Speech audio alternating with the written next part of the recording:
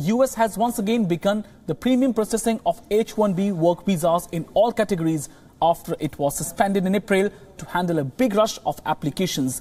Wion's correspondent Nishita Virendra spoke to Dr. Somdatta, Vice President of NASSCOM Product Council. Let's listen. Well, 5 months after it was suspended, the US has resumed processing premium H-1B visas. While the IT companies in the city and the country are celebrating, experts are of the opinion that it is too early to celebrate and too early to assume that this is good news. I have with me Dr. Somdatta, who is the Vice President of NASSCOM Chair Council. Dr. Somdatta, the first question to you, is it too early to celebrate? What does this really mean for the Indian IT industry?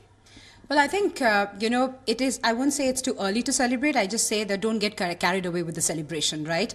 If you take a look at it, what they have actually done is, under pressure from the companies that are in the United States and some large services organization, they had a pending file from the last 5 months of over close to about 100,000 applications, which they have now started processing. So what the H-1B mandate basically says is that there is two categories. One is the normal processing and the premium processing. So the premium processing typically happens when the companies there have acquired a client project based on which they need human resources to be moved to the United States to be able to fulfill the requirement. It's typically an off-site requirement of a client, and therefore, that needs to be met.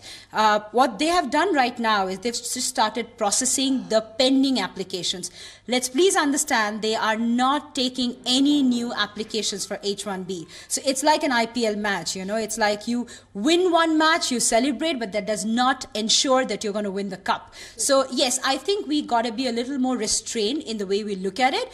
The Trump government, of course, has a lot of pressure from companies, both startups as well as IT majors, to kind of make talent available there. But the other reason being, we have to understand, is that US talent is not cheap. Due to the Uniform Wage Code, there is a minimum payment requirement which varies from state to state. So if you're in California, you have to pay a fresher $100,000. If you're in Texas, you pay $60,000. But if you move a talent from India, you can pay a $40,000 as a yearly amount, and then a daily fee of like $50 to $75 dollars. So imagine the difference between the two, and therefore, I think, yes, it's a good move from the US government, and this department is that manages it is called as the US Citizenship and Immigration Department.